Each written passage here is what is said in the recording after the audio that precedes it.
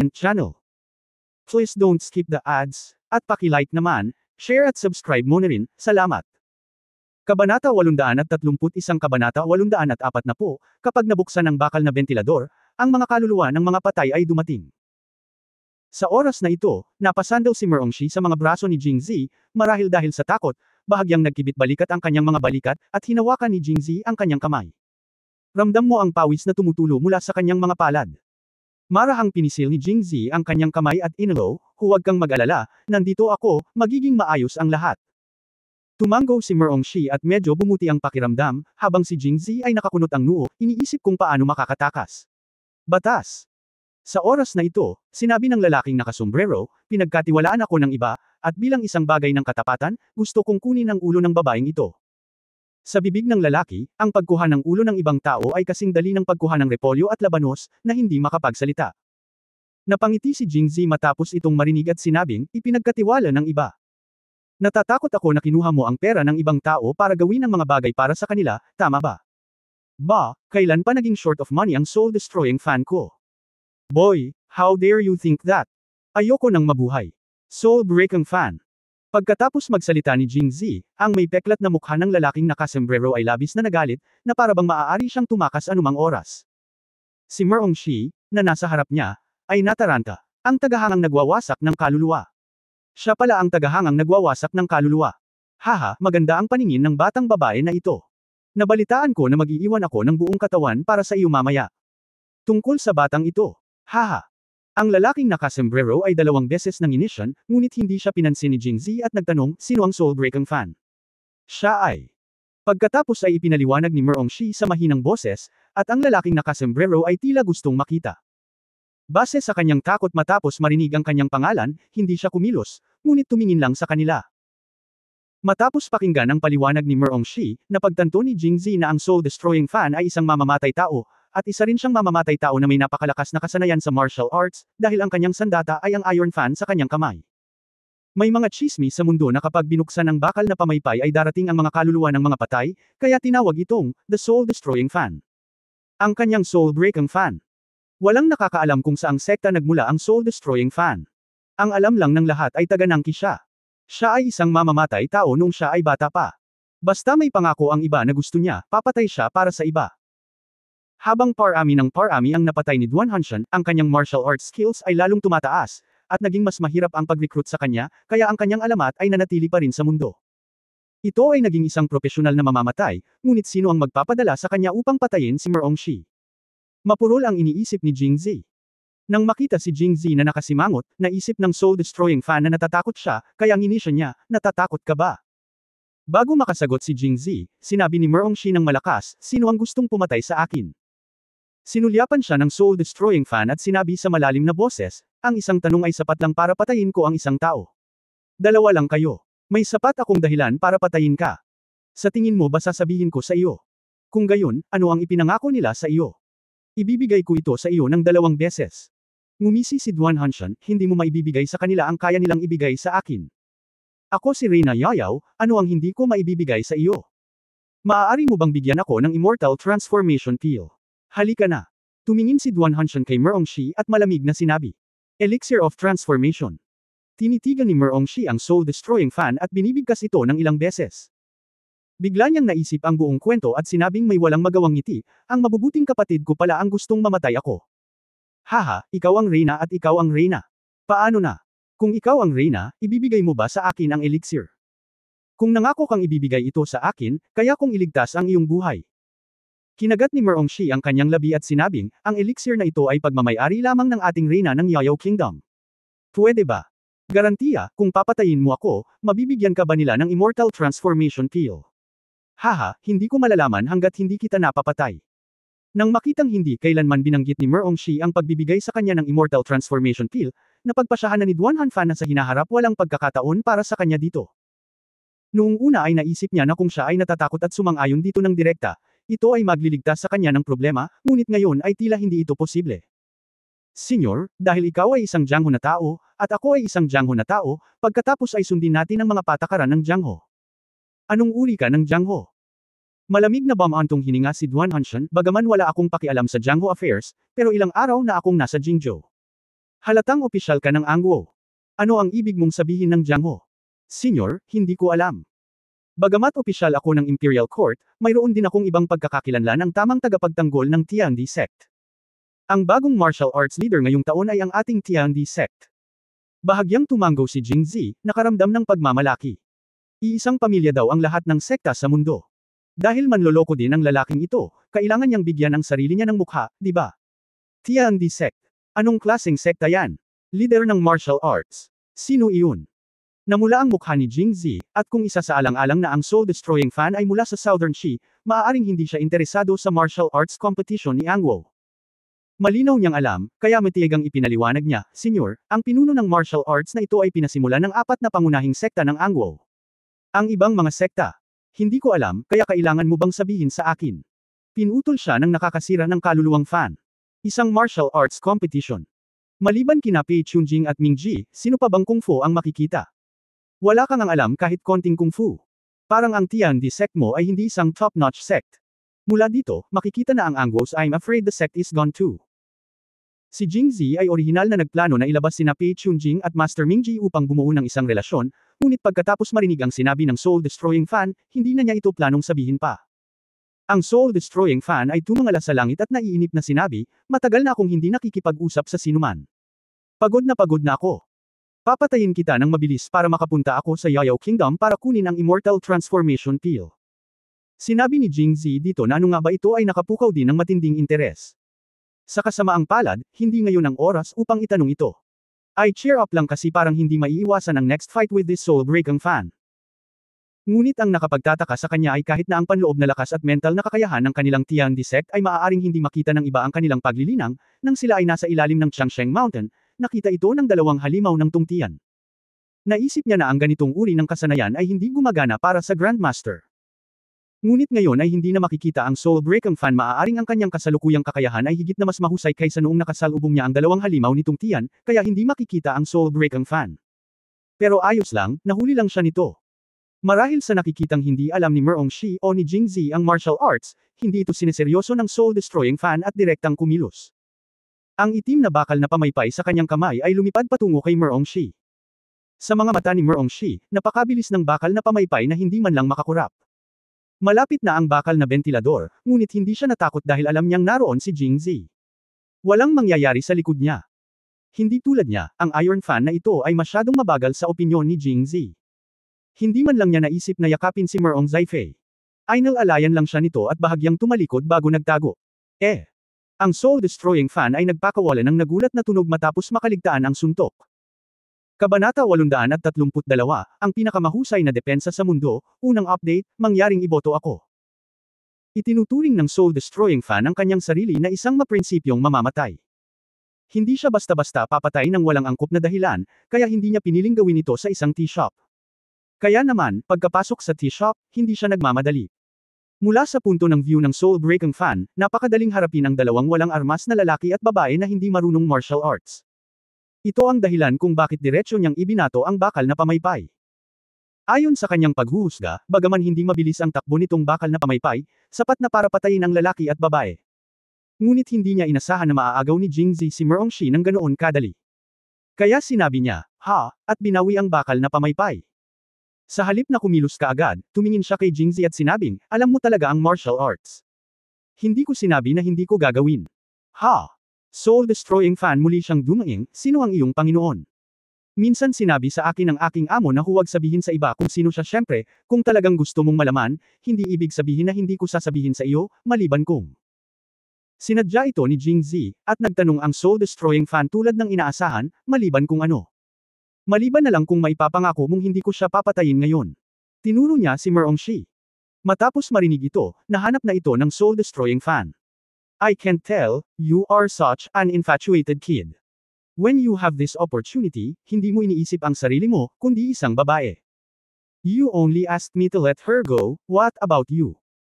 Hayaan mo na lang siya, ako. Well, hindi naman kailangan. Bakit, hindi ka natatakot sa kamatayan? Takot na takot ako sa kamatayan. Kung ganoon, bakit mo ako hinayaan na umalis siya sa halip na ikaw? Dahil, tumingin si Jingzi. Nakaramdam siya ng pagmamalaki na para bang pinatay niya ang soul-destroying fan. Susunod, ipapakita niya sa iyo kung ano ang pagpapanggap ni Biwang, dahil hindi mo ako kayang patayin, bakit kita pakakawalan? Natigilan ang soul-destroying fan. Ilang sandali pa ay humagalpak siya ng tawa. Ikaw lang. Karapat-dapat ka ba? Kung hindi ka naniniwala sa akin, paano ang isang taya? Anong taya? Paano tumaya?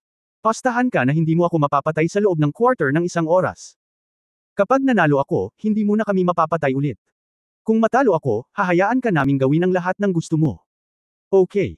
Interesting yan. Duan Hanshan clapped his hands. Matagal-tagal na rin mula noong nakilala niya ang isang taong kasing interesante ni Jingzi. Siyempre, kahit na si Jingzi nakakamangha na naitago ni Zi si Qinggang sa ilalim ng kanyang ilong, ngunit hindi niya akalain na ganoon kalakas ang Qinggang ni Jingzi, kung tutuusin, napakabata pa niya. Kahit na sobrang talino ang soul-breaking fan, sa edad na ito, nasa umpisa pa lang siya ng ika-6 na level, di ba? Bukod dito, pagkatapos ng ika-6 na antas, ang bawat hakbang ay kasing hirap ng pag-akyat sa langit. Sa oras na siya ay naging isang master, alam na niya ang kanyang kapalaran.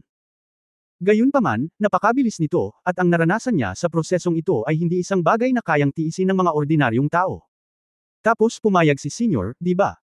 Nang makita si Jingzi na nakangiti, ang soul-destroying fan ay biglang nagsabi, kung nanalo ako, namatay ka sana, ngunit nanalo ka, ngunit hiniling mo sa akin na palayain kayong dalawa pag-usapan natin kayo hindi ako mananalo. Malaking kawalan para sa akin ang taya na ito. Bakit, natatakot ka, Senior? Haha, natatakot ba ako? Ngumisi si Duan Hanshan, na nakatingin sa taas-baba kay Jingzi, tumingin ka. Ang katawan na ito ay hindi ang material para sa pagsasanay sa martial arts. At saka, kung ang isang martial arts practitioner ay gustong italaga ang kanyang sarili sa martial arts, ang pinakamahalagang bagay ay ang putulin ang thread ng pag-ibig, ngunit ikaw, malinaw naman, ay hindi magagawa iyon. At hindi ko pa rin alam kung saan ka napunta tulad ng tatlo. Gawin mo yan. Sabi mo natatakot ako. Matapos marinig ang sinabi ng soul-destroying fan, biglang naramdaman ni Jingzi na may katuturan ito. Sa pagdaragdag ng soul-destroying fan, lahat ng 6 na master na nakilala niya ay kung single ka, ibig sabihin pinutol mo na ang iyong pag-ibig, tama ba? Gayunpaman, ang kanyang pamamaraan ng paglilinang ay napaka-espesyal na ang soul-destroying fan ay malamang na hindi naisip ito sa kanyang pinakamaligaw na panaginip. Ang dami niyang babae, mas magiging malakas siya. Tumalon si Jingzi mula sa kabayo, pagkatapos ay tinapik si Merongshi at sinabing, sige at hintayin mo ako. Maghintay. Nakita ito ng soul-destroying fan at agad na sumigaw na huminto. Lumingon si Jingzi at nagtanong, ano, Senyor, pumayag ka lang at ngayon ka lang ba magsisisi? Sinong nagsabing nagsisi ka? Dahil hindi ka nagsisisi, bakit hindi mo siya hayaang tumabi at maghintay? Tutal, ang espada ay walang mga mata. Kung ito ay aksidenteng nasugatan. Paano kung manalo ako mamaya? Haha. Ngumisi si Duan Hanshan, sa pag-aakalang malaki ang mukha mo, kaya kitang patayin sa isang galaw, at wala kang paningin. Sa tingin mo ba ay makakapaglabas ka ng mga sandata sa ilalim ng aking mga kamay? Gusto mo pa bang manalo laban sa akin? Panaginip. Ngunit sinabi niya, kung hilingin mo sa kanya na pumunta sa harap, paano kung siya ay sumakay ng mag-isa? Pagkatapos ay itinuro niya si Jingzi at sinabing, natatakot kang masaktan siya, pagkatapos ay hayaan siyang maghintay sa likod mo. May intensyon nga si Jingzi na hayaan si Merongshi na saluhin ang soul-destroying fan at palihim na tumakas, ngunit hindi niya inaasahan na ang soul-destroying fan ay napakatuso kaya nakita niya ang kanyang tukana. Masasabi lang niya kay Merongshi, kung gayon ay pumunta ka at hintayin mo ako sa likod. Well, kailangan mong mag-ingat. Bilang isang reyna, si Merongshi ay mas kalmado kaysa sa mga ordinaryong babae at hindi mag-aalinlangan sa mga kritikal na sandali. Sinabi niya kay Jingzi at umalis na mag-isa sumakay siya patungo sa likod. Senyor, magsimula tayo, 1/4 ng 1 oras. A quarter of an hour. Haha, lipat ka muna. Dahil doon, lumipad patungo sa kanya ang soul-destroying fan. Ang bilis ng soul-destroying fan ay napakabilis, at sa susunod na sandali ay parang kidlat na humahampas kay Jingzi. Siyempre, ito ang naisip ng soul-destroying fan, ngunit si Jingzi ay nakarating sa rurok ng Qinggang Realm na parang anino na sumusunod sa hangin. Mukhang napakabagal nito. Sa kasalukuyan, naabot na ng Qinggang ni Jingzi ang mahusay na pagiging perpekto. Ayon sa sinabi ni Liu Jinghong dati, si Jingzi ay maaari na ngayong ituring na pinakamahusay na tagapagtanggol sa mundo. One-on-one, basta ayaw niyang mamatay, walang makakapatay sa kanya. Kung tutuusin, kung tumakas lang ang iniisip niya, sino sa mundo ang makakahabol sa kanya? Kaya naman naglakas loob si Jingzi na tumaya sa soul-destroying fan. Sa pamamagitan ng pagkilos ng soul-destroying fan na itinapon ang bakal na pamaypay, napagpasyahan ni Jingzi na ang kanyang Qinggang ay talagang hindi kasing ganda ng kanyang sarili, kaya pagkatapos hilingin kay Merongshi na umatras sa kanyang likuran, wala na siyang alalahanin. Ngunit ito rin ay madaling maunawaan. Ayon sa sinabi ng kanyang amo, ang matandang Yao Tong, ang mga martial arts practitioners ay hindi makakagawa ng dalawang bagay ng sabay-sabay, na siyang dahilan din kung bakit kailangang putulin ang love ties. Sa makatuwid, kapag ang isang tao ay nagsasanay ng martial arts, kailangan niyang makamit ang mahusay na tagumpay sa martial arts o light gang. Halos imposibleng makamit ang mahusay na tagumpay sa parehong martial arts at light gang sa parehong oras. Gayunpaman, mas mahirap makamit ang mahusay na tagumpay sa light gang kaysa sa martial arts. Bilang karagdagan, ang light gang ay higit na walang silbi kaysa sa martial arts, kaya kahit na ikaw ay isang master, ang iyong qinggang ay hindi ganoon kagaling. Ang parehong ay totoo para sa dalawang halimaw na umabot sa langit noon, at ganoon din ang totoo para sa soul-destroying fan ngayon. Sa sandaling sumugod siya kay Jingzi, lahat ng kanyang kakayahan sa qinggang ay nahayag sa harap ni Jingzi. Ang gitnang seksyon ng parang anino sa hangin. Malaki ang pagkakaiba niya at ni Jingzi. Gayunpaman, medyo lampas pa rin ito sa inaasahan ni Jingzi. Naisip niya na ang tagahanga na nakakasira ng kaluluwa ay magiging kasing liwanag ni Yan Dingfeng, ngunit hindi niya inaasahan na mas mababa lang siya sa kanya ng isang antas. Ito ay makikita na ang isang master ay isang master. Kabanata 833, Sirang Kontrata, ikalawang update, mangyaring iboto ako. Sa susunod na sandali, si Jingzi ay katulad ng dati, iginalaw lang niya ng bahagya ang kanyang katawan at nagtago. Sa pagkakataong ito, lubos na nabigla ang soul-destroying fan. Kung sinabi, ngayon lang niya minamaliit ang kalaban. Ang Iron Fan na ibinato niya ay hindi masakit o makati, at maswerteng naiwasan ito ni Jingzi. Ngunit sa pagkakataong ito, halos sinubukan na niya ang kanyang makakaya, ngunit iniwasan pa rin ito ni Jingzi. Ito, medyo magical. Sa isip-isip niya, hindi huminto ang paggalaw ng soul-destroying fan dahil gusto niyang makita kung swerte lang si Jingzi o kung talagang may lakas siya para maiwasan ang kanyang biglaang pag-atake. Mula noon, ang soul-destroying fan ay patuloy na gumagawa ng mga galaw, at lahat sila ay nagdadala ng lakas ng kulog, na pumapatay ng mga tao sa bawat galaw. Gayunpaman, ang pag-iwas at pagmanyobra ni Jingzi ay lalo siyang nagulat. Gumawa siya ng higit sa 10 sunod-sunod na galaw, ngunit iniwasan silang lahat ni Jingzi. Dumaan siya ng walang kahit isang patak ng pawis sa kanyang mukha, na nagpapakita kung gaano siya kadaling nagtago. Sa kauna-unahang pagkakataon sa napakaraming taon, ang soul-destroying fan ay nagkaroon ng pagdududa tungkol sa kanyang sariling mga kakayahan. Ito ay isang pakiramdam na wala siya nang lumaban siya sa mga Panginoong iyon, ngunit nangyari ito sa isang binata na sa tingin niya ay dapat na walang kapangyarihan. Naramdaman ito. Kaya naman, tumigil siya at hindi piniling ipagpatuloy ang pag-atake. Ito ba ang rurok ng Ruiying Suifeng? Tanong ng soul-destroying fan na may pag-aalinlangan. Ngumiti si Jingzi at tumango, ang senior ay karapat-dapat na tawaging senior. Ang Grandmaster ay isang Grandmaster. Makikita mo ito sa isang sulyap. Hinahangaan kita. Talagang hinahangaan kita. Namula ang matandang mukha ni Duan Hanshan dahil pakiramdam niya ay ganito si Jingzi. Ito ay hindi tulad ng pagpupuri sa kanya, ngunit tulad ng panunuya sa kanya. Lahat ng bagay ngayon ay napakasama mula nang makilala si Jingzi. Una sa lahat, hindi niya makita na may panloob na lakas si Jingzi, kaya itinuring niya ito bilang isang ordinaryong opisyal ng korte, na hindi maiiwasang minamaliit ang kaaway. Ngunit pagkatapos na mabaygo ang isang galaw, mas binigyan niya ito ng pansin, ngunit kahit napansinin niya ito, hindi ito makakasakit kay Jingzi. Alam mo, ang kanyang qinggang ay nasa gitnang antas na ng Ruiying Suifeng, at napakadali lang maiiwasan ni Jingzi ang kanyang mga pag-atake, maaari lamang siyang nasa tuktok ng Ruiying Suifeng. Ang tuktok ng Ruiying Suifeng. Ang dahilan kung bakit ang soul-destroying fan ay nagawang maglakbay sa buong mundo sa loob ng maraming taon at pumatay ng hindi mabilang na mga master ay dahil siya ay naging Grandmaster at may malakas na kasanayan sa martial arts. Pero bago naging Grandmaster, marami rin siyang napatay na mas magaling sa kanya sa martial arts. Ano ang pinagkakatiwalaan nito? Natural itong si Qinggang.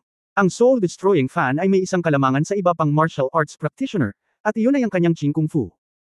Dapat mong malaman na ang iba pang mga master na kilala niya ay nasa unang yugto pa lamang ng Qinggang, at marami ang hindi kasing gan ng Yantik, kaya magagamit niya ang kalamangan ni Qinggang para patuloy na habulin at sa wakas ay patayin ng mga mas mataas sa kanya. Sa oras na maabot niya ang gitnang yugto ng Ruiying Suifeng, naramdaman niya na masasabing siya ay walang talo sa mundo. Ang mga taong dalubhasa sa larangan ng martial arts na tulad niya ay hindi kasing husay niya sa Qinggang, at ang mga magaling sa Qinggang ay tiyak na hindi kasing husay niya sa martial arts syempre. Hindi rin siya naniniwala na may mas hihigit pa sa kanya sa Qinggang. Mula nang magsimula siyang magsanay ng martial arts, hindi pa niya nakita o narinig man lang ang sino man na ang Qinggang ay nakarating na sa rurok ng Ruiying Suifeng. Bagaman hindi niya ito naabot, at tila hindi na niya ito maaabot, pagkatapos ng lahat, ang Qinggang ay napakahirap magsanay, at walang pagkakataon o nagkataon. Ang pagnanais na maabot ang rurok ay hindi hihigit sa isang panaginip. Sa makatuwid, matapos mapagtanto na si Jingzi ang may pinakamataas na Ruiying Suifeng, soul-destroying fan ay labis na nabigla. Sa oras na ito, sa wakas ay gamaan ang pakiramdam niya. Bakit hindi niya napansin ang antas ng martial arts sa Jingzi, at bakit naglakas loob si Jingzi na makipagpustahan sa kanya? Ito ay dahil hindi siya marunong martial arts, ngunit nasa kanya ang tugatog ng Qinggang. Ang kanyang Qinggang ay mas mataas kaysa sa akin, kaya hindi niya nakikita ang kanyang kaharian. Madaling ipaliwanag ito, at naglakas loob akong makipagpustahan sa kanya. Nang makita siyang huminto, nagtatakang nagtanong si Jingzi, "Senyor, bakit hindi ka umatake?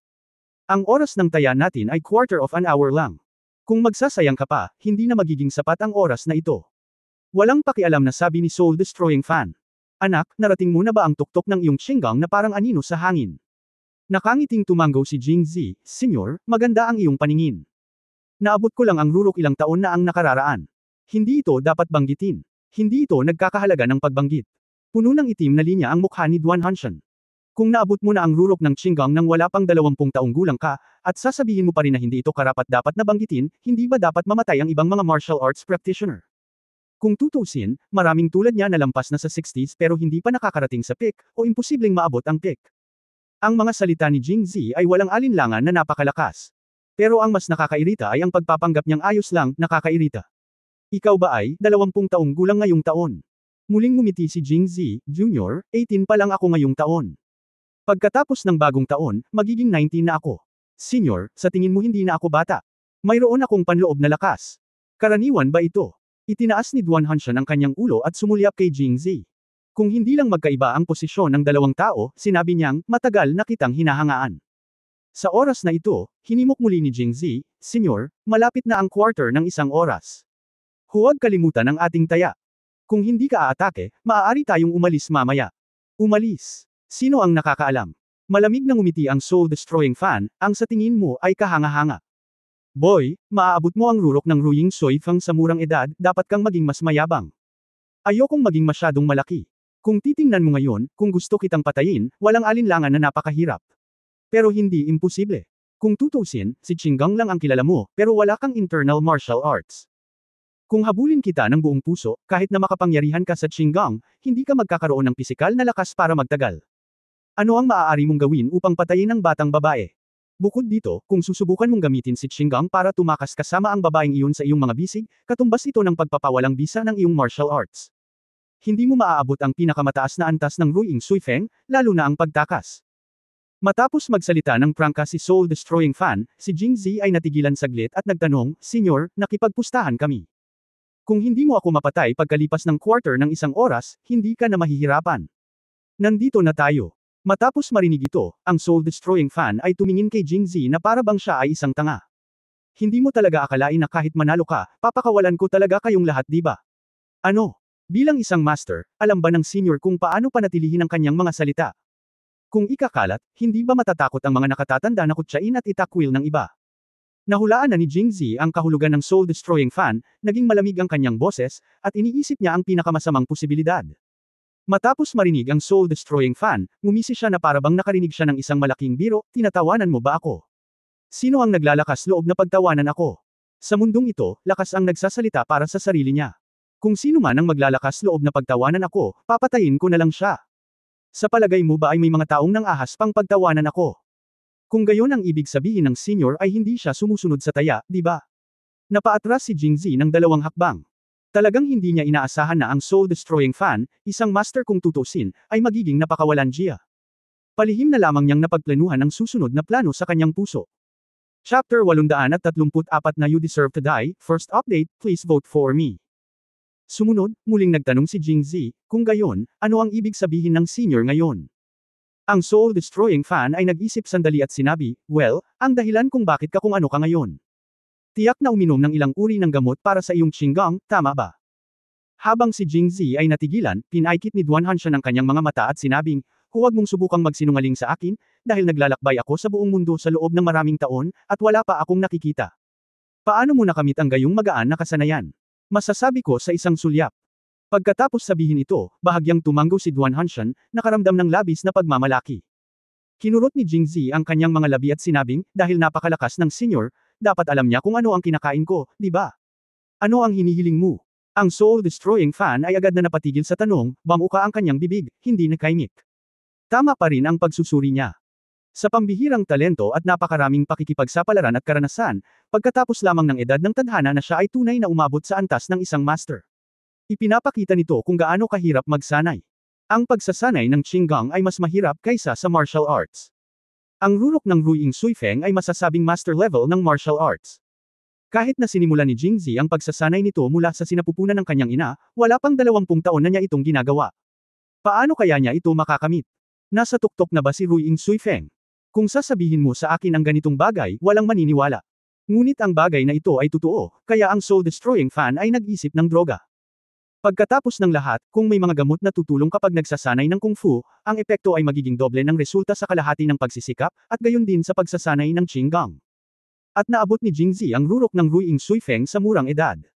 Hindi lang gamot ang ininom niya, dapat iba pa ang ininom niyang gamot. Ito ay tiyak na isang uri ng mahimalang gamot. Sa edad ni Duan Hanshan, muli siyang naging master. Hindi na siya naghahabol ng maraming martial arts. Ang tanging bagay na hinahabol niya ay maaaring Qinggang at mahabang buhay. Kaya naman pumayag siyang patayin si Merongshi para kumuha ng Elixir of Transformation. At ang hitsura ni Jingzi ay nagpapataas ng kanyang pagnanais para kay Qinggang kung makukuha niya ang mahimalang elixir na ito mula sa kanya, kung gayon ang kanyang Qinggang ay maaabot ang rurok nito tulad ng kanyang martial arts, at pagkatapos ay siya ay magiging tunay na walang talo. Pagkatapos ay kunin ang Elixir of Transformation, at ikaw ay kumpleto na. Kaya't itinaas ni Duan Hanshan ang kanyang kilay, isang anino ang kumislap sa kanyang mga mata, tinitigan si Jingzi at sinabing, kung alam mo ang totoo, ibigay mo ang gamot. Paano kung ibigay mo, paano kung hindi mo ibigay? Duan Hanshan sneered, hanggat ibigay mo ito, ililigtas ko ang iyong buhay. Kung hindi mo ito ibibigay, mamamatay kayong dalawa. Kung ibibigay ko, pwede mo ba talaga kaming paalisin? Nang marinig ito ni Jingzi, lihim na natuwa si Duan Hanshan. Tinapik niya ang kanyang dibdib at sinabing, natural lang iyan. Ako, ang soul-destroying fan, ay sikat na sikat sa mundo, paano ako masasabing wala? Bago siya matapos magsalita, nakita ng soul-destroying fan ang pabirong mga mata at ekspresyon ni Jingzi sa kanyang mukha. Nakangiting mapang-asar, agad siyang natigilan. Ilang sandali pa, minsan lang niyang sinira ang kanyang pangako, at talagang nakakahiya kung ipagtatapat niya ito ngayon. Anak, ipinapayo ko sa iyo na ibigay ang gamot ng masunurin. Pumunta ka at mangarap. Si Jingzi ngayon ay hindi na naniniwala kahit isang punctuation mark tungkol sa soul-destroying fan. Batay sa pag-uusap ngayon, naniniwala si Jingzi na anuman ang mangyari, papatayin niya silang lahat. Sa kasong ito, hindi na kailangang maging magalang sa kanya kahit na naghiwalay sila sa isa't isa. Ikaw na lang, malapit nang mabaon ang ulo mo sa lupa, gusto mo pa bang ibigay ko sa akin ang miracle elixir mo? Hindi kita ibibigay kahit itapon ko pa sa mga baboy. Ikaw, ano ka ba, nakikita kita? Hindi lang doon. Dumi. Sa ulo mo, napuno din ng tubig. Kalbo ka ba? Ang mukha ni Duan Hanshan ay naging ganap na madilim. Ikinuyong niya ang kanyang mga kamao, at ang bakal na pamaypay sa kanyang kamay ay gumawa ng isang tunog na tunog.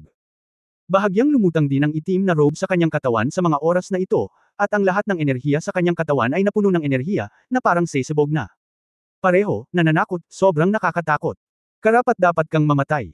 Inabot ng soul-destroying fan, itinuro si Jingzi gamit ang bakal na fan, at sinabi ang bawat salita. Gaya ng iniisip ni Jingzi, ayaw niya talagang mabuhay ang mga ito, ang alam lang niya ay mayroon siyang mahiwagang elixir. Pagkatapos magsanay ng Qinggang, gusto ko lang itong panatilihing sarili ko. Ngunit nag-aalala siya na si Jingzi ay walang dala nitong mahimalang gamot, kaya marami siyang sinabi, ngunit narinig na lang niya ang ibig niyang sabihin, at nasa kanya na ang gamot. Saka wala siyang dapat ikabahala, pumatay lang siya. May bibig ka lang, parang babae. Bukod sa sinasabi mong patayin ako, ano pa bang magagawa mo? Gusto mo ba akong patayin kung kaya mo? Pumunta ka sa impyerno. Hindi na nakatiis ang soul-destroying fan, at sumigaw ang iron fan. Ibinaba niya ito at sinaksak si Jingzi. Noon lang napagtanto ni Jingzi na hindi lang ito isang iron fan. Sa oras na ito, mayroong dalawang matulis na tinak sa bawat dulo ng pamaypay, na may maputlang malamig na liwanag. Kung may gasgas, patay man o nasugatan. Hindi nakakagulat na tinawag itong soul-destroying fan. Natatakot ako na hindi mabilang na mga kaluluwa ang namatay sa ilalim ng spiked iron fan na ito. Matapos ihagis ng soul-destroying fan ang bakal na fan, lumipad ang kanyang buong katawan kasama ang bakal na fan. Nang sinubukang iwasan ni Jingzi ang bakal na bentilador, sumalakay siya sa direksyon na tatakas na ni Jingzi. Bagamat maganda ang Qinggang ni Jingzi, ang soul-destroying fan ay isang two-pronged attack, na nagpapagod kay Jingzi sa pagharap dito. Sa unang laban, medyo napahiya si Jingzi. Ginamit niya si Qinggang para lumipad lampas sa soul-destroying fan, at ang broken soul fan ay sabik na patayin siya kaya nakalimutan niya si Merongshi sa likod niya at hinabol siya. Nang makita ito ni Jingzi, lihim siyang natuwa. Kailangan muna niyang ipakita ang kanyang kahinaan sa kalaban at ipaisip ang Soul Dead Fan na light lang kung fu ang alam niya at madaling pumatay. Pagkatapos ay galitin niya si Duanhan Fan at hikayatin siyang atakihin siya, at sa gayon ay hinihikayat siya palabas at palayo kay Merongshi. The better, para hindi siya masaktan sa away. Matapos lumipad si Jingzi para sa isang tiyak na distansya, huminto siya. Bagamat hindi kasing ganda niya ang gun ng Soul Breaking Fan, parang anino pa rin ito na sumusunod sa hangin, at sa isang iglap ay naabutan niya ito. Haha, bakit hindi ka tumakas? Hindi ka na makakatakbo diba? Mula sa pananaw ng tagahanga na nakakasira ng kaluluwa, si Jingzi ay walang panloob na suporta sa lakas at ang kanyang pisikal na fitness ay masyadong mahina. Siya ay may magaan lamang na kasanayan, ngunit hindi siya maaaring lumipad ng matagal. Nang makitang huminto si Jingzi, naisip niyang nahulaan niya ng tama at munition. Paano kita papatayin kung tumakas ako? Tumayo si Jingzi doon at tumingin sa soul-destroying fan na may nakaka-relax na ekspresyon. Wala na siyang balak magtago sa mga oras na ito. Kahit na ang soul-destroying fan ay isang master, nasa ika-6 na antas na siya. Isang hakbang ang layo niya sa Grandmaster. Bagamat hindi niya ito matatalo, wala siyang lakas para lumaban. At ang layunin niya ay patayin si Merongshi, kaya dapat siyang patayin ni Jingzi para maiwasan ang mga problema sa hinaharap. Pagkatapos, nang marinig ang mga salitang ito, hindi tumawa ang soul-destroying fan, ngunit nanatiling tahimik saglit, nakatitig kay Jingzi gamit ang kanyang mga mata na parang kutsilyo, at dahan-daang bumigkas ng dalawang salita, naghahanap ng kamatayan. Muling umatake si Jingzi. Sa pagkakataong ito ay hindi na niya piniling gamitin muli ang bakal na pamaypay, dahil alam niyang walang lakas si Jingzi para tumakas, at ang susunod niyang gagawin ay suntukin siya ng kanyang mga kamao hanggang sa mamatay. Pagtalakay sa Kabanata 835, ikalawang update, mangyaring iboto ako. Ang nakakaramdam ng kakaibang soul-destroying fan ay hindi gumalaw si Jingzi. Logically speaking, kahit na gumamit siya ng sobrang lakas noong nakatakas siya ngayon, hindi siya makakagalaw, di ba? Ngunit ang soul-destroying fan ay nagulat lamang sa isang segundo, at ang kanyang kilay ay tumaas sa susunod na segundo. Kamatayan sa korte. Sa ganitong pag-iisip, sumuntok siya, ngunit sa halip na magtago, itinaas din ni Jingzi ang kanyang kamao at sinuntok siya. Sa pagkakataong ito, lubos na nabigla ang soul-destroying fan. Sa sandaling ito, medyo lumuwag ang kanyang lakas, at sinamantala lang ni Jingzi ang pagkakataong ito at nagpasabog ng buong lakas. Bang! Isang malakas na ingay ang sumabog sa kalangitan, at pagkatapos, si Jingzi at soul-destroying fan ay mabilis na umatras pabalik. Grandmaster, nakakatakot talaga. Bagamat nakalaban na ni Jingzi ang dalawang master ng Tungtian Twin Monsters noon, mas opportunistiko ang mga laban na iyon. Hindi pa siya nakabangga ng Tungtian Twin Monsters. Ngunit ngayon lang, nagkaroon siya ng malakas na suntok sa ulo kasama ang isang malakas na master, at dahil ang kanyang Qinggong ay isang antas na mas mataas kaysa sa soul-destroying fan, kahit na ang suntok ng soul-destroying fan ay mabilis, sa kanyang mga mata ito ay dumating ng mas mabagal, kaya nagkaroon siya ng sapat na oras upang pagmasdan ang pagbabago ng ekspresyon sa mukha ng soul-destroying fan. Kaya naman, alam niya na noong pinili niyang itaas ang kanyang kamao para lumaban, ang soul-destroying fan ay nag-ambala saglit, at ang lakas ng kanyang kamao ay mas mahina, at sinamantala niya ang sandaling ito para pasabugan ito ng buong lakas. Ganun pa man, napabalikwas siya sa sumunod na sandali. Bukod dito, naramdaman niya ang pagkabigla. Ang kanyang mga laman loob ay parang inalog na wala sa lugar. Ang sakit ay hindi matiis. Hindi ito lumuwag ng kaunti hanggang sa huminto siya sa pwesto. May kaunting malansang init sa kanyang lalamunan. Naramdaman ni Jingzi na hanggat ibinuka niya ang kanyang bibig, magkakaroon ng dugo. Muntik na itong lumabas sa bibig niya. Ito ay ang lakas ng isang malakas na master, tama. Kung hindi lang siya natulala ngayon, pero nasuntok ng buong lakas, makakapit pa kaya siya. Bahagyang nag-iisip si Jingzi na may pag-iisip. Susunod, mukhang hindi na posible ang head-on confrontation. Dapat siyang makatakas o patatagin siya at sumabog. Ngunit ang tanging nakapagpasaya sa kanya ay ang soul-destroying fan ay lumipad din ng patiwarik pagkatapos niyang ma-knockout. Paglabas, hindi ko lang alam kung magiging hindi komportable siya gaya niya. Ang soul-destroying fan sa sandaling ito ay higit na nabigla kaysa kay Jingzi. Siya nga ay nabalisa dahil hindi niya akalain mula sa simula hanggang sa huli na si Jingzi ay may panloob na lakas at may kakayahan sa martial arts. Bukod dito, ito pa rin ang ika-6 na antas ng rurok. Ngayon, soul-destroying fan ay medyo nag-iisip. Para sa isang binata na wala pang 20 taong gulang, hindi ka panipaniwala para sa kanya na maabot ang tuktok ng Qinggong na parang anino kasama ng hangin. Ngayon kahit na ang martial arts ay umabot na sa rurok ng ika-6 na antas. Walang duda na si Jingzi ang nakita niya hindi, dapat itong isagawa ng lahat ng tao sa mundo. Ang pinakamabilis na tao sa martial arts. Gaya ng inaasahan, kapag pumasok siya sa kaharian ng Grandmaster, tiyak na siya ang magiging pinakamabilis na tao sa mundo. Gayunpaman, malamang na wala siyang pagkakataon na maabot ang kaharian ng isang master, dahil walang paraan na maaari niyang hayaan siyang maabot ito. Ngayon ay mas kumbinsido ang tagahanga na nakakasira ng kaluluwa na si Jingzi ay may isang mahimalang elixir, kung hindi, hindi siya magiging ganoon kalakas, at nakabuo na sila ng lamat. Kung hindi nila siya papatayin ngayon at iingatan, magiging kapahamakan siya balang araw. Gayunpaman, hindi na siya nagmamadaling kumilos. Noong naisip pa lang niya na alam ni Jingzi kung paano gawin ang Qing Kung Fu, naramdaman niyang tiyak na mapapatay niya ito, at ang pinakamasamang magagawa niya ay mag-aksaya ng mas maraming oras. Ngunit ngayon, ang martial arts ni Jingzi ay isang antas na mas mababa kaysa sa kanya, ngunit ang kanyang magaan na kasanayan ay isang antas na mas mataas kaysa sa kanya. Kung talagang mag-aaway sila, kailangan niyang magbayad ng kaunting presyo kahit na manalo siya, kaya pagkatapos pag-isipan ito, naisip ng soul-destroying fan na mas mabuting patatagin muna siya. At pagkatapos ay humanap ng pagkakataong kumilos. Anak, hindi masama iyon. Nakangiting sabi ni Duan Hanfan, ngayon, interesado na ako sa iyong Heaven and Earth sect. Maaari talaga nitong sanayin ang isang makapangyarihang master na tulad mo. Sumulyap si Jingzi sa kanya at ngumisi ng 2 beses, hindi sumagot. Tungkol sa paghamak ni Jingzi, medyo nagalit si Duan Hanshan, at naging mas malamig ang kanyang boses, huwag mong isipin na pagkatapos kitang purihin ng ilang beses, hindi mo malalaman ang iyong pangalan. Bagamat makapangyarihan ka, nasa likod mo pa rin ako. Kung hampasin ko ng buong lakas, tiyak na mamamatay ka. Ibinuka ni Jingzi ang kanyang mga kamay at sinabing, ano ang susunod? Nakikita ko na sobrang galing mo, at pinahahalagahan ko ang iyong talento. Kung mag-away tayong dalawa, pareho tayong matatalo. It's really unfair. It's a good deal. So why don't we discuss it? Paano? Masasabi ko sa iyo ng malinaw na ang taong nangako sa akin na papatayin si Reyna Yaoyao ay ang kanyang kapatid na si Merong Chen, at ipinangako sa akin ni Merong Chen na basta papatayin niya siya. Kung pakakasalan ko si Reyna Yaoyao, siya ang magiging bagong Reyna, at makakapaghanda siya ng elixir. Gagawin din niya akong pambansang Panginoon ng Yaoyao, at magpapadala ng isang taong magpapadalisay sa akin sa hinaharap. Hindi sumagot si Jingzi. Nahulaan na niya ito, ngunit hindi niya lang alam kung ano ang Immortal Transformation Pill, ngunit hindi siya nag-abalang magtanong tungkol sa soul-destroying fan. Tatanungin na lang niya si Merong Shi mamaya. Para naman sa National Master, medyo na-curious siya. Ang soul-breaking fan ay nakapasok na sa kaharian ng isang Grandmaster, bakit pa niya ipagmamalaki ang ganoong bagay?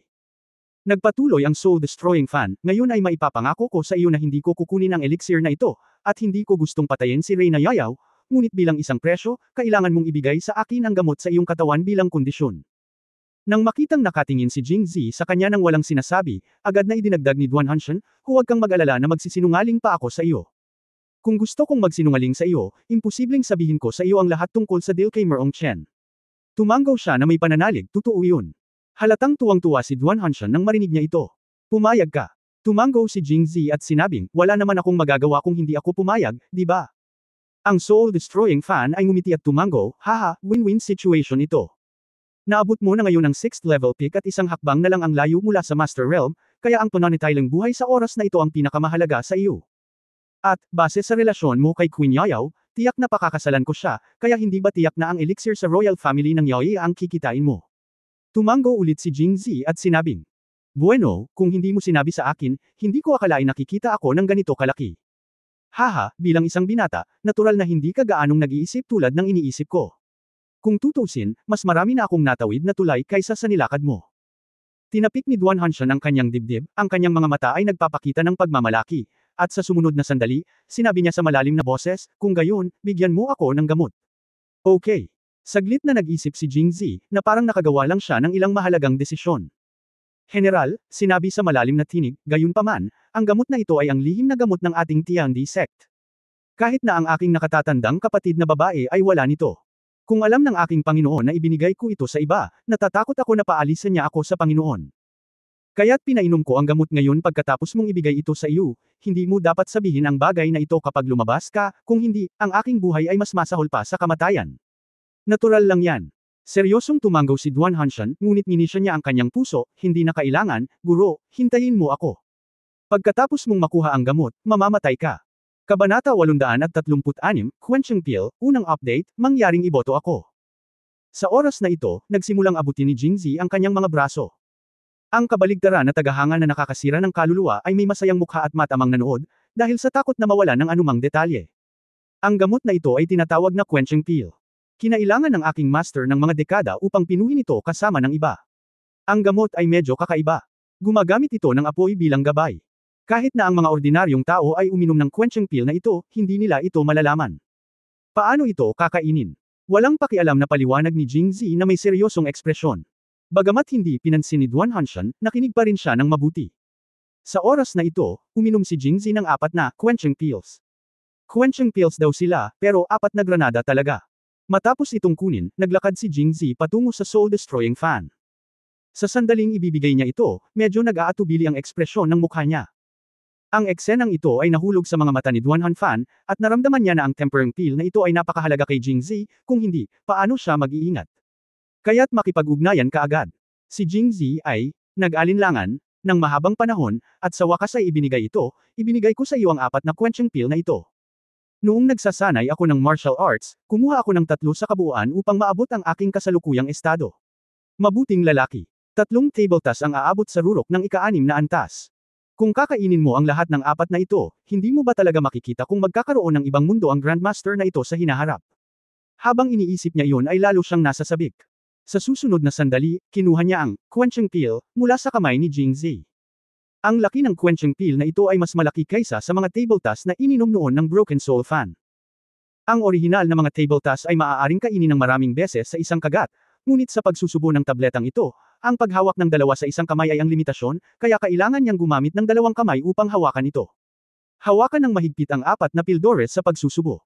Sa pagtingin sa quenching pill sa kanyang kamay, ang soul-destroying fan ay biglang natanto, hindi nakakagulat na ang quenching pill na ito ay napakabisa, dahil ito ay napakabigat. Ang iba pang mga elixir, higit sa 100 mga tabletas, ay nakaimpake lamang sa mga bote na mas mababa sa laki ng isang palad, ngunit ang pagsusubo na elixir na ito ay talagang nakaimpake sa isang ceramic jar na kasing laki ng isang palad. Nang makuha niya ito sa kanyang mga kamay, kitang-kita niya na napakalaki ng bigat. Ito ay talagang isang himala. Gamot. Sa oras na ito, nagsasalita pa rin si Jingzi, nang naglalakbay ang aking master, ibinigay niya sa akin ang 4 na natitirang quenching pill ng ating Tiandi sect, at sinabi rin sa akin dahil malapit na akong makalusot at maabot ang status ng Grandmaster level, kaya huwag munang inumin itong quenching pill, kung hindi, masasayang ito. Hiniling niya sa akin na inumin ang 4 na quenching pill na ito nang sabay-sabay pagkatapos maabot ang master level, para makamit ko ang pinakamalaking tagumpay, dahil sinabi ng aking master na palagi niyang nararamdaman na, ang Grandmaster Realm ay talagang hindi ang huling larangan ng martial arts. Matapos masira ang Grandmaster Realm, tiyak na magkakaroon ng ibang mundo. Matapos marinig ito, madalas na tumango si Duan Hanshan. Ayon sa sinasabi sa mundo, ang pinakamataas na kaharian ng martial arts ay ang kaharian ng Grandmaster. Mula nang maging isang Grandmaster, palaging nararamdaman ni Duan Hanshan na dapat mayroong iba pang mga kaharian sa kabila ng kaharian ng Grandmaster. Ang dahilan kung bakit hindi niya ito narinig ay dahil walang dumating.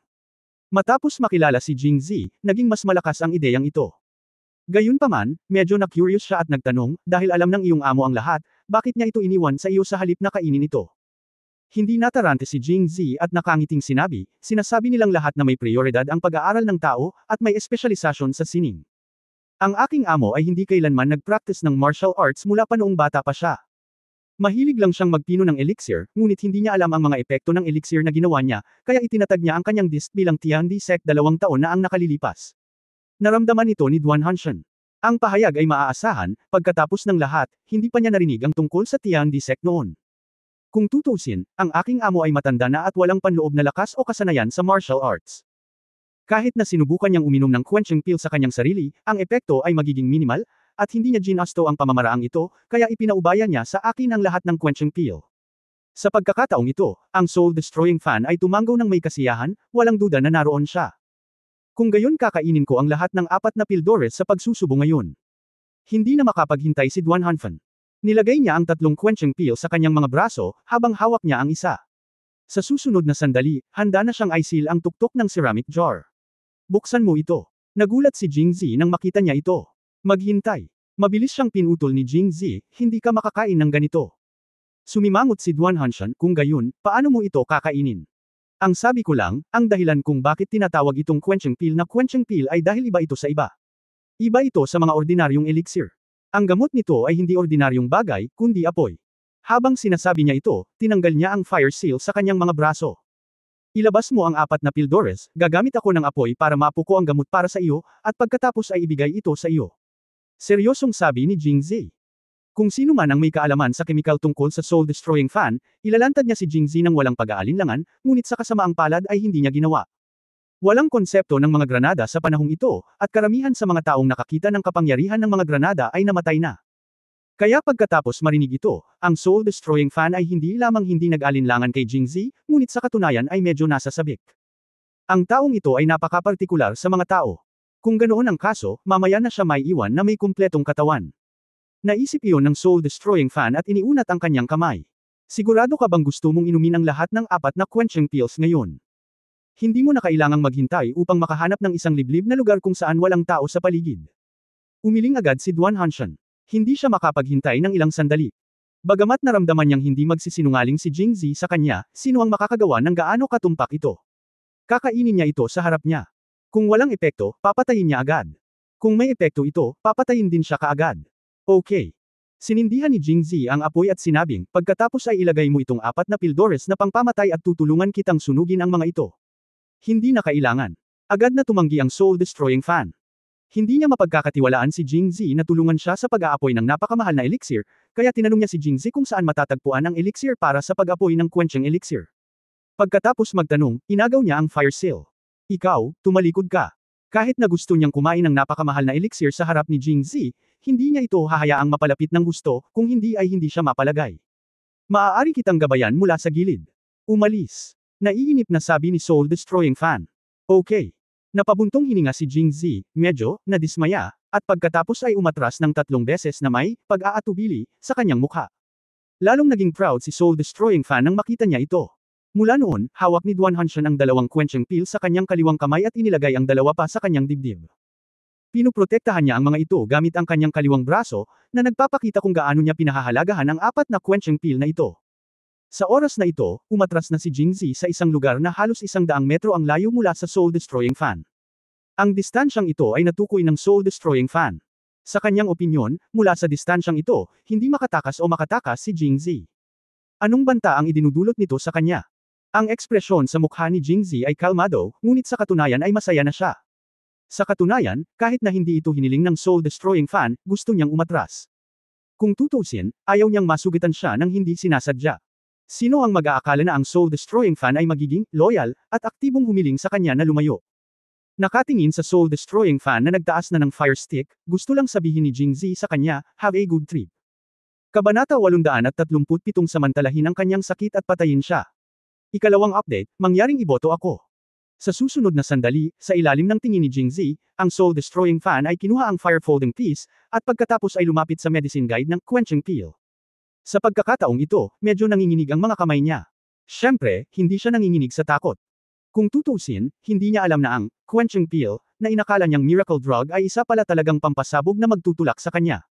Ang dahilan kung bakit siya nanginginig ay ganap na dahil siya ay nasa sabik. Kung tutusin, hanggat sinindihan niya ang gamot at kinain ang 4 na quenching pill na ito, magkakaroon ba ng ibang mundo pagkatapos maabot ang Master Realm? Siya ba ang magiging una at pinakamahusay sa mundo? Ang tanging tao na nakapasok sa Diyos na kaharian, ay maaaring magbunyag ng lahat.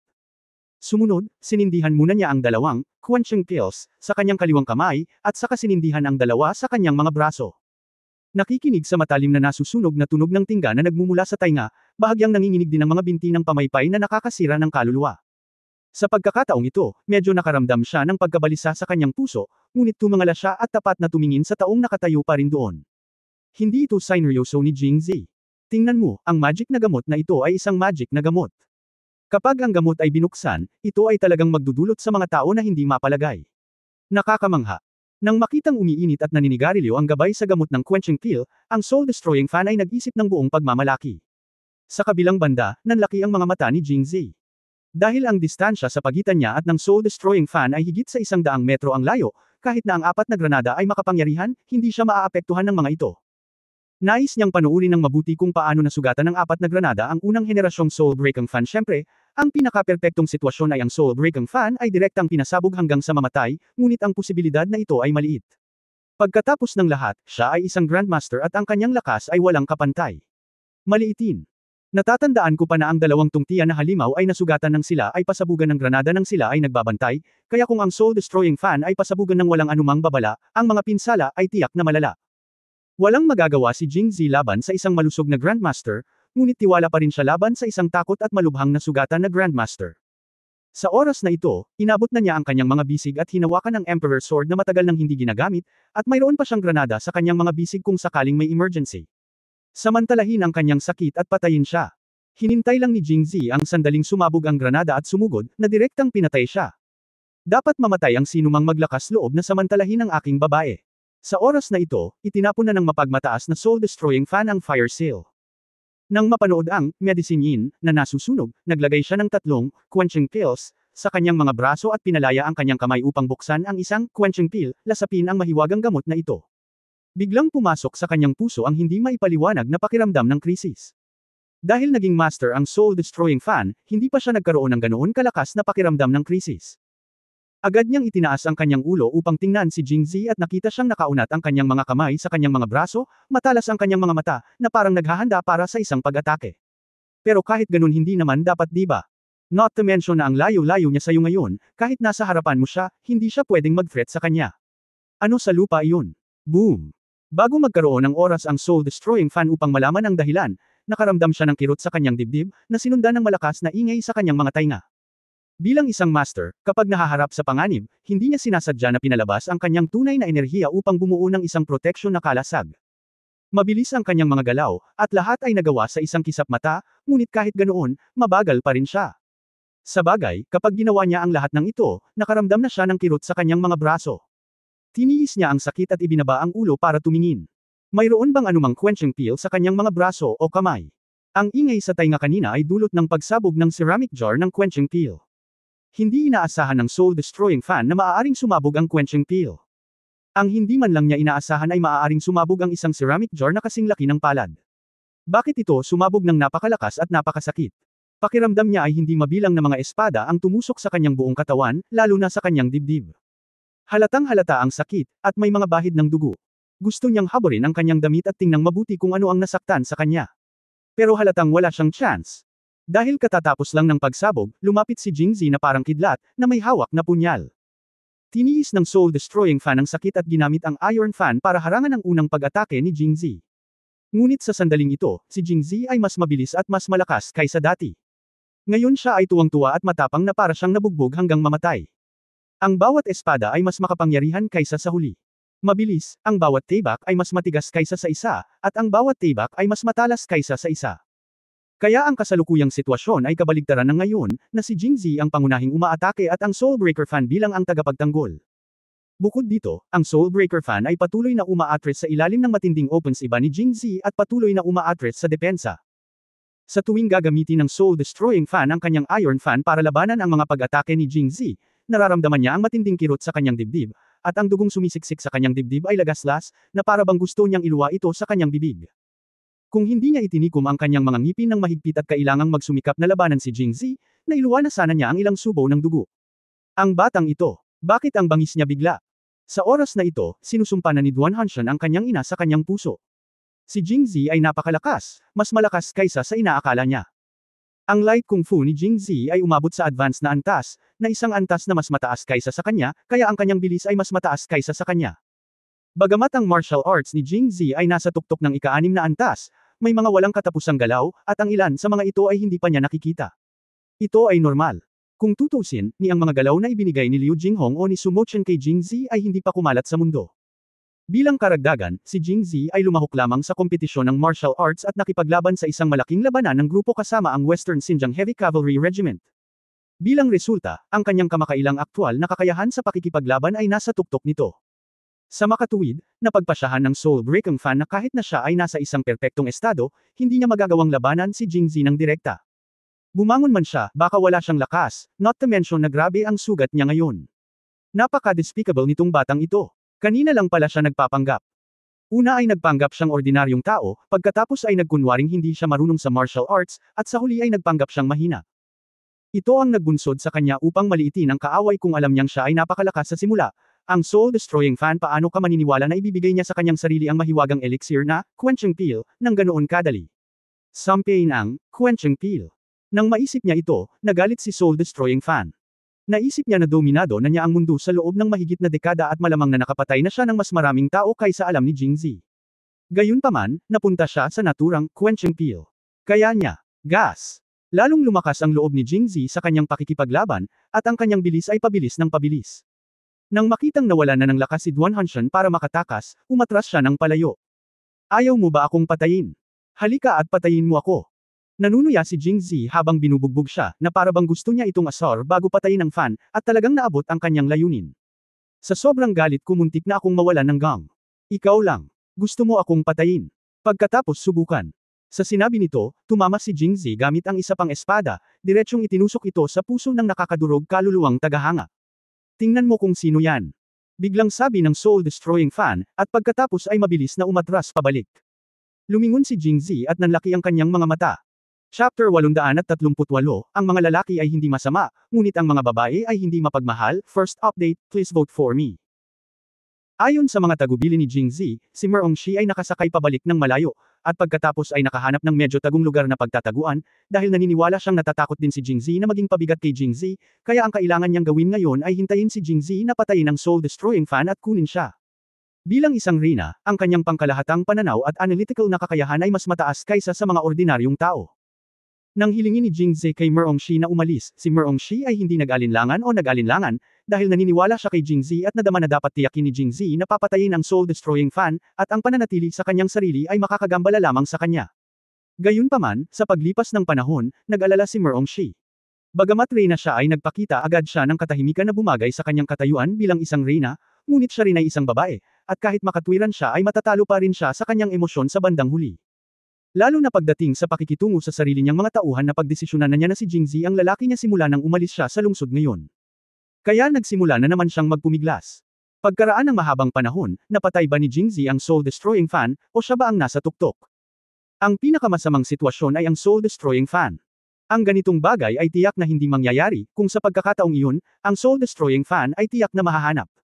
Kaya hanggat hindi niya nakikita ang soul-destroying fan, ibig sabihin ay ligtas pa rin si Jingzi. Ngunit nag-aalala pa rin siya na sa paglipas ng panahon, ang lahat ng dati niyang pangkalahatang pananaw ay mauubos. Paano kung pupunta ako at titingnan? Panoorin lamang mula sa malayo at tahimik, huwag hayaan silang makita ito, at hindi kailanman nakakaapekto sa kanya. Sa ganoong paraan, kapag nanalo siya, makakaalis siya sa lalong madaling panahon. Kung siya iyon, kung gayon ay lalabas siya ng walang pag-aalinlangan, dahil kahit na mamatay siya, mamamatay siya kasama niya. Sa daan, narinig niya ang malaking dagandong, hindi na niya napigilan ang kanyang emosyon, at tumakbo siya pasulong sakay ng kabayo. Sa oras na ito nadiskubre siya ng soul-destroying fan. Buntong hininga. Sa sandaling ito, si Merongshi ay nakaramdam ng labis na pagsisisi at panghihinayang, dahil nakita na niya na si Jingzi ang may ganap na kapangyarihan sa sandaling ito, at ang soul-destroying fan, na nasa itaas pa rin ngayon, ay binubugbog na parang isang asong naulila. Siya ay umatras sa pagkatalo. Kung siya ay dumating ng ilang sandali, ang soul-destroying fan ay maaaring napatay ni Jingzi. Ngunit siya ay nagkataong natuklasan. Sa susunod na sandali, sinamantala ng soul-destroying fan ang sitwasyon matapos labanan ang espada ni Jingzi. Pagkatapos ay lumipad siya, dumiretso kay Merongshi. Pangarap. Sumigaw si Jingzi sa kanyang puso, at mabilis na lumipad patungo kay Merongshi.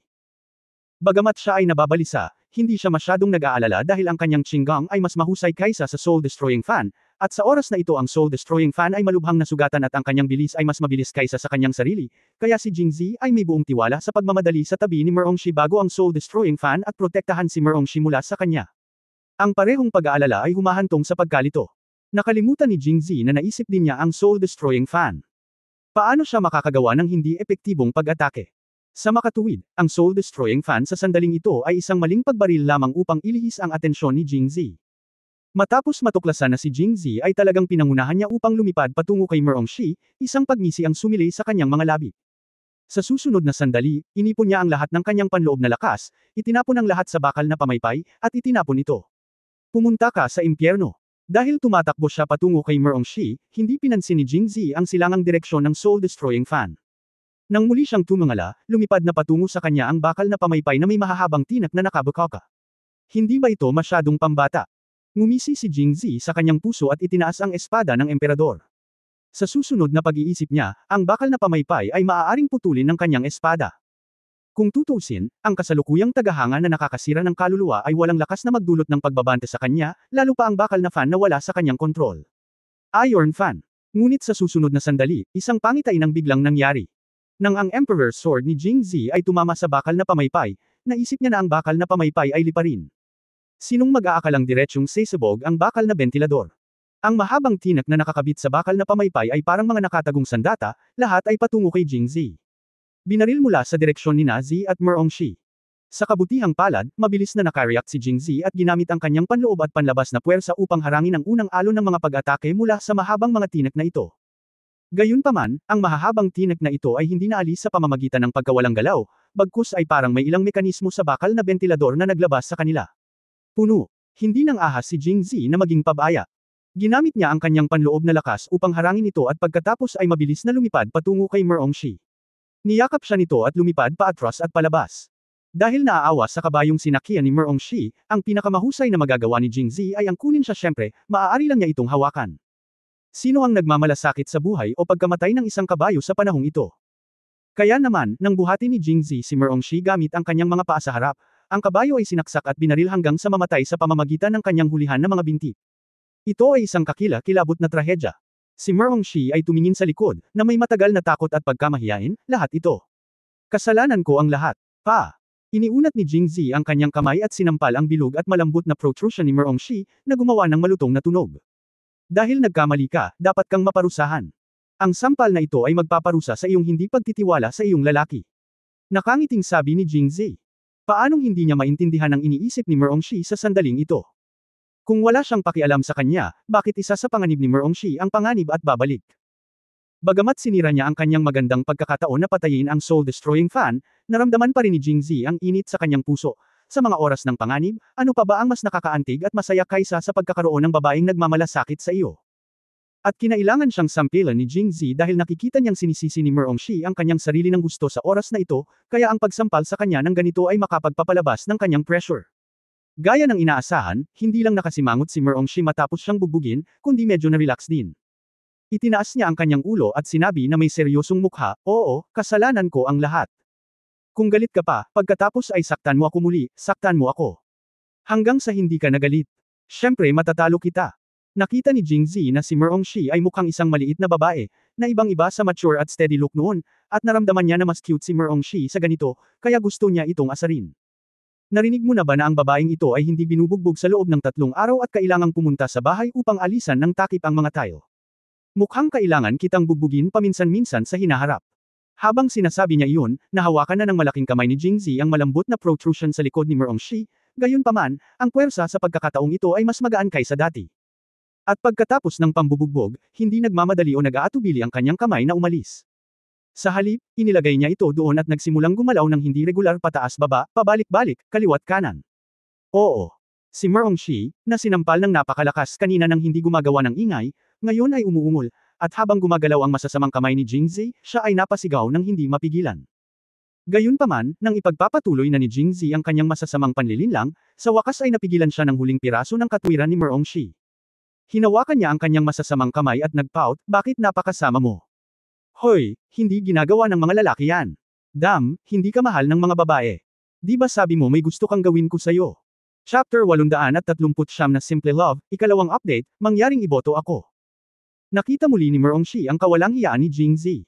Ngunit kumpara sa dati, marahil dahil sa itinatag na relasyon, sa kanyang mga mata ngayon, ang kanyang kawalang hiyaan ay naging partikular na mabait. Matapos siyang tamaan ng mahina, inilipat ni Merongshi ang kamay ni Jingzi mula sa kanyang puwitan patungo sa gilid. Kahit na gusto niyang hawakan siya ni Jingzi, tiyak na hindi ito ngayon. Wala talaga siya sa mood para sa kasalukuyang sitwasyon. Kaya't seryoso niyang sinabi, mag-ingat sa tagahangang naninira ng kaluluwa. Lumingon si Jingzi at sinabing may mapait na ngiti, huwag kang mag-ingat sa kanya, dahil nakatakas na siya at hindi mo siya mahuli. Muling nanlabo ang mga mata ni Merongshi, at sinisi niya ang kanyang sarili, kung hindi ako nagpakita, napatay mo siya. Tutal, nasaktan mo siya. Hinawakan ni Jingzi ang kanyang ulo at inaliw, kahit hindi ka nagpakita, dapat siyang makatakas dahil sa kanyang tagahanga. May mga nakatagong mekanismo sa loob, na hindi ko kailanman naisip. Tumakbo siya palayo habang kinakaharap ko itong mga nakatagong armas. Ang lakas ng master ay hindi ganoon kadaling pumatay sa isang suntok, at tiyak na siya ay nasa Jingzhou ng ilang sandali. Pamilyar na pamilyar din siya sa mga bundok at kagubatan sa labas ng lungsod. Masyadong mahirap mahuli siya dito. Matapos marinig ito, tumanggo si Merongshi at kinakabahang sinabi, kung gayon, pumunta tayo sa lungsod ng mabilis. Hindi siya nang ahas na gumawa ng anuman sa lungsod. Sa mundong ito, bagamat maraming sekta at hindi mabilang na taong marunong sa martial arts, at walang kinalaman ang korte at sekta sa isa't isa, may hindi nakasulat na tuntunin, ibig sabihin, sa mga kapitolyo ng iba't ibang bansa, hindi basta-basta magagawa ng mga nagsasanay ng martial arts. Gamit ang dahas, huwag na lang pumatay ng tao, lalo na sa mga nagsasanay ng martial arts sa ibang bansa, mas bawal na pumunta sa kabisera ng ibang bansa para pumatay ng tao. Ang soul-destroying fan ay kasing lakas ng Grandmaster, ngunit hindi siya ng ahas na kumilos sa Jingzhou. Kung tutusin, para sa isang big shot na tulad niya na kilalang kilala sa mundo, kung siya ay kikilos, ito ay kasangkot ng labis, at hindi lamang siya ang magiging kalaban ng korte at sekta ng Angwo, kundi pati na rin ng sekta. Kahit ang kanyang tinubo ang bayan, ang Nangqi, ay hindi siya pinapatawad. Kaya hanggat papasok ka sa lungsod, ligtas ka. Tumanggo din si Jingzi. Ang layunin ng pag-alis sa lungsod ngayon ay nakamit, at isang pagpatay ang nangyari. Hindi angkop na manatili dito ng mahabang panahon. Nais niyang bumalik sa lungsod upang gumawa ng maingat na pagkalkula. Pagdating nila sa lugar kung saan sinasakyan ni Merongshi, nakatingin sa dagwang bangkay ng kabayo na nasaksak hanggang sa mamatay, tinakpan ni Merongshi ang kanyang bibig at halos masuka. Nang makita ito ni Jingzi, mabilis niya itong niyakap at umalis. Pagkatapos maglakad ng ilang hakbang pasulong, tumayo si Merongshi sa lupa at tinapik ang kanyang dibdib, bumuti ang pakiramdam ngayon. Wala na ang kabayo, paano tayo babalik? Siyempre lumipad kami doon. Lumipad pabalik. Oo, nasa labas lang ng Liangzhou City, di ba? Nang banggitin ito ni Jingzi, naalala ni Merongshi na naglakbay siya mula sa kanlurang Xinjiang. Nang bumalik si Dashang sa Liangzhou, hinawakan siya ni Jingzi at lumipad ng mahabang panahon, ngunit ang kanyang kalooban sa oras na iyon ay ganap na naiiba mula ngayon. Sa pag-iisip tungkol dito, nakaramdam siya ng kaunting nostalgia. Kaya't iniunat niya ang kanyang mga braso at tinitigan si Jingzi na may nag-aalab na mga mata, kung gayon, dalhin mo ako sa paglipad. Okay. Matapos sabihin iyon ni Jingzi, binuhat niya si Merongshi at tumalon sa hangin, kasama ang mga kagubatan na nababalutan ng nyebe at mga kalsada sa bundok sa kanyang paanan. Patuloy na umatras, tulad ng isang tinta na pagpipinta. Napakasarap ng pakiramdam na ito. Sana talaga manatili ang oras sa sandaling ito. Niyakap ni Merongshi ang leeg ni Jingzi at same time na sinabi, ngunit hindi nagtagal ay napangiti siya sa sarili, pero masyadong makasarili iyon. Kung tutusin, masarap kung magagawa mo ito. At least hindi ka na makakasama. Kapag naiisip ko ang sandaling ito, mapapangiti ako ng masaya. Huwag kang mag-alala, lagi akong nasa tabi mo kapag bumalik ka mula sa Yayao Country. Merong. Tumanggo si Shi, pero ngumiti pa rin, ang dami mong babae, bakit palagi kang nasa tabi ko? Pero kapag nasa tabi kita, ako lang ang iniisip mo, tulad ngayon, napakasimple ng pag-ibig, kontento na ako, kapag wala ka sa tabi ko, namimiss pa rin kita. Ay, napakasimple ng pag-ibig. Gusto mo bang maalala hindi lang ang eksena ngayon, kundi pati ang boses ngayon? Ha? Paano mo naaalala ang boses? Halika, hawakan mo ang aking kamay, at sasabihin ko sa iyo. Oh. Habang sinasabi niya iyon, mahigpit na hinawakan ni Merongshi ang kamay ni Jingzi. Gusto kong hawakan ang kamay mo ng ganito at huwag nang bitawan. Ang pag-ibig ay hindi maaaring simple at hindi nakakapinsala. Sumandal ka sa balikat ko at nakatulog ka sa dibdib ko. Sa ganitong buhay, mahal kita at mahal mo ako. Anong kanta ito? Ito ang kantang isinulat ko para sa iyo, Simple Love. Maganda ba pakinggan? Then I will sing it to you. Kapag kumanta ka, maiisip mo ako, okay. Okay. Sa tingin ko iyon na. Tahimik at mainit ang araw sa tanghali, bumabagsak sa dalawang nagsasayaw sa hangin, mahaba at maganda. Ang ganitong uri ng masayang oras ay palaging tila maikli. Hindi nagtagal at binuhat ni Jingzi si Merongshi sa labas ng gate ng lungsod. Habang lumilitaw ang mga nakakalat na pedestrian sa kalsada, nahulog si Jingzi mula sa langit kasama si Merongshi sa kanyang mga bisig. Nahihiya si Merongshi na hayaang hawakan siya ni Jingzi sa harap ng lahat, kaya nag-aatubili siyang umalis sa kanyang mga braso. Hoy, ayoko na talagang bumalik. Napabuntong hininga si Merongshi bago pumasok sa lungsod. Mapait na ngumiti si Jingzi, ayoko na ring bumalik, ngunit ang soul-destroying fan ay nasa labas lang ng lungsod, at sa lakas ng kanyang amo, maaaring hindi malaking bagay sa kanya ang pinsalang iyon. Masyadong delikado ang manatili sa labas. Tumanggo si Merongshi, syempre alam niya ito, kung hindi ay hindi niya hahayaang ibalik siya ni Jingzi sa lungsod. Gayunpaman, ngayon dapat ang pinakamagandang pagkakataon niya kay Jingzi. Gusto niya talagang makasama siya ng mas matagal. Hindi mahalaga kung ito ay Wenxiang Residence o opisina ng pahayagan, walang pagkakataon na mag-isa. Nag-isip sandali si Merongshi at pansamantalang nagtanong, paano kung pumunta tayo sa ibang inn? Good guy, ito ang unang pagkakataon na ni-rape si Jingzi ng isang inn. Nagkusa ang babae na kumuha ng kwarto, kaya napatingin siya kay Merongshi na medyo nagulat. Ang iyong pagiging bukas ay lampas sa aking imahinasyon. Nang tiningnan ni Jingzi, biglang nahiya si Merongshi, bahagyang namula, at agad na ibinaba ang kanyang ulo. Gusto ko lang maghanap ng inn at makipag-chat sa iyo. Hindi mo ba gustong malaman kung bakit pumunta ang soul-destroying fan sa Angwo para pumatay ng tao para lang sa isang piraso ng immortal pill? Hindi mo gustong malaman kung ano talaga ang soul-destroying fan? Para saan ito? Tumango si Jingzi, dahil gusto niyang malaman kung ano ang mahiwagang epekto ng elixir na ito. Maaari ba itong maging mas mahiwaga kaysa sa kanyang jujube pill? Gayunpaman, naisip niya ito at tinanggihan ang ideyang ito. Kung ang elixir pill ay may katulad na epekto sa pag-inom ng jujube pills, hindi banggitin na si Merongshi ay hindi magaling sa martial arts. Hindi naman ganoon kalala ang martial arts ni Chu Xia, di ba? Nang makita siyang tumango, agad na sinabi ni Merongshi, kaya, sinabi ko lang na maghanap tayo ng isang inn, tayong dalawa lang, at magkaroon ng magandang pag-uusap. Pagkatapos ay naging medyo malungkot ang kanyang mga mata, kung babalik tayo sa Wenxiang residence o sa opisina ng pahayagan, hindi na natin ito uulitin. Wala na akong pagkakataong magsalita ng ganito. Chapter 840 Natatakot akong sumigaw ka. First update, please vote for me. Siyempre gusto rin ni Jingzi na makahanap ng pagkakataong mapag-isa si Merongshi, at hindi lang niya gustong makausap si Merongshi, gusto rin niyang makausap si Merongshi magkaroon ng mas malalim na pag-uusap. Batay sa reaksyon ni Merongshi ngayon, naramdaman ni Jingzi na hanggat makakahanap siya ng tahimik na lugar kung saan walang tao, marami siyang kikitain ngayon. Tungkol naman sa inn na binanggit ni Merongshi. Hindi sumang-ayon si Jingzi. Kung tutusin, kahit na inn, may mga tao sa taas at baba, at may mga tao rin sa katabing kwarto, kaya paano niya ito magagamit? Kaya tumanggi siya, hindi ito magagawa ng inn. Bakit hindi? Medyo nadismaya si Merongshi at nagtanong, napakagatlabi. Ang inn ay puno ng mga tao. Ang inn, paano mapupuno ng tao ang kwarto? Hindi alam ni Merongshi kung bakit tayong dalawa lang. Kaming dalawa lang ang nasa kwarto, pero sa labas ng kwarto at katabi, andan lahat ng tao. Matapos marinig ito, naunawaan ni Merongshi ang ibig niyang sabihin, ngunit medyo nalilito pa rin siya at nagtanong, may mga tao, hindi nila tayo kilala, ano ang kinakatakutan nila? Siyempre, ayokong matakot sila. Narinig ko boses mo. Saglit na natigilan si Merongshi, huwag lang nilang marinig. Tahimik akong nagsasalita.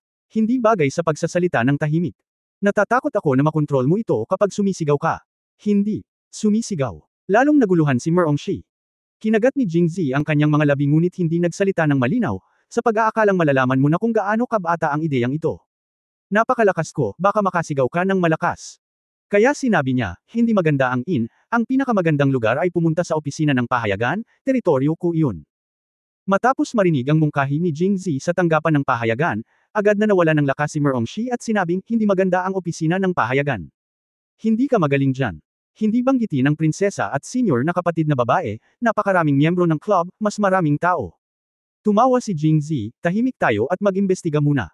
Hindi napigilan ni Merongshi si Jingzi, kaya hinailan niya ito, naglakad siya patungo sa opisina ng pahayagan. Ilang sandali pa ay dumating na ang dalawa sa labas ng opisina ng pahayagan, ngunit huminto sa bakanan ng eskinita sa labas ng opisina ng pahayagan, at hindi na tumuloy pa. Bakit hindi ka pumasok? Iminungkahi ni Jingzi na pumunta dito, ngunit pagdating niya, umakto siyang parang magnanakaw at tumangging pumasok, kaya nagtanong siya. Maghintay. Bahagyang idiniin ni Jingzi ang kanyang ulo, at nang sa wakas ay nakita niyang may sumulpot sa labas ng courtyard sa harap ng opisina ng pahayagan, agad siyang kumaway ng masigla. Maya-maya, tumakbo si Xiongsan.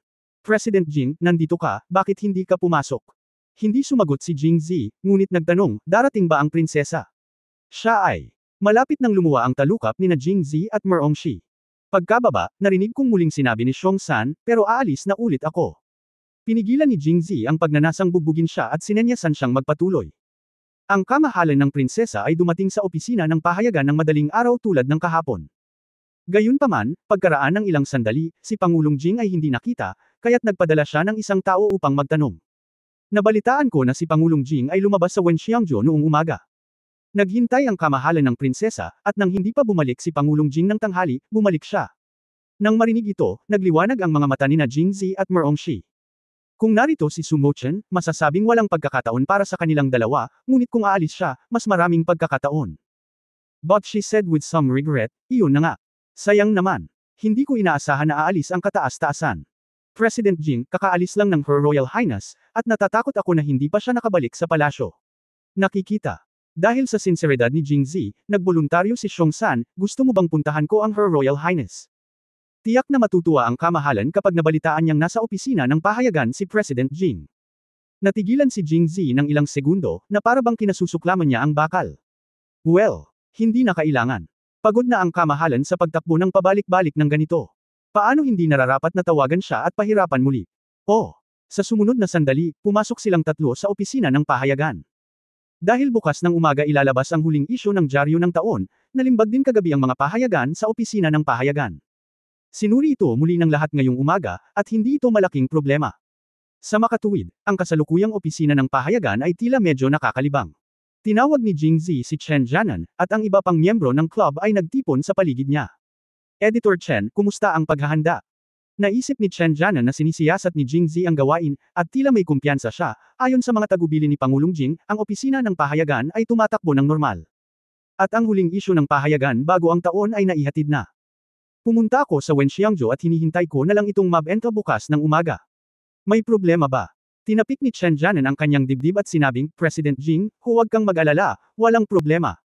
Tumango si Jingzi nang may kasiyahan, tumingin sa lahat at sinabing, naging mahirap para sa lahat nitong mga nakaraang panahon, ngunit huwag mag-alala, lahat. Lahat ng ipinangako ko noon ay tiyak na matutupad.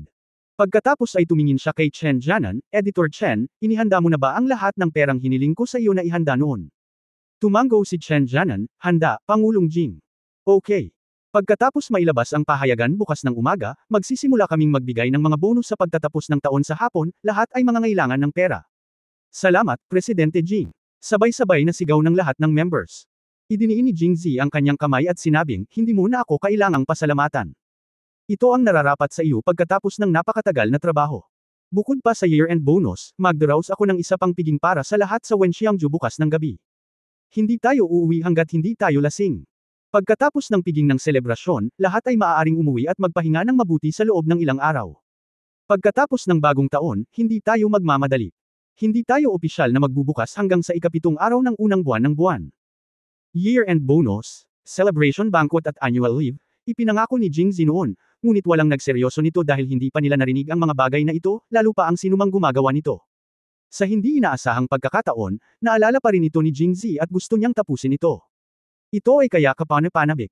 Sa ganitong pinuno, paano magkakaroon ng anumang mga reklamo? Sinenyasan ni Jingzi ang lahat na manahimik muli, at nakangiting sinabi, ginagawa ko ito dahil gusto kong mabigyan kayo ng ilang benepisyo ng maaga.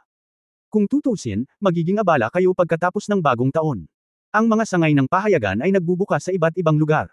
Sa oras na iyon, ang lahat ay hindi may iwasang tatakbo sa paligid. President Jing, ito ang dapat nating gawin. Oo, ano ang mga ito kumpara sa ibinigay sa atin ni Pangulong Jing? President Jing, napagkasunduan na namin in advance. Kapag nagbukas ka ng branch, dapat isama mo ako. Pupunta ako sa iba't ibang lugar.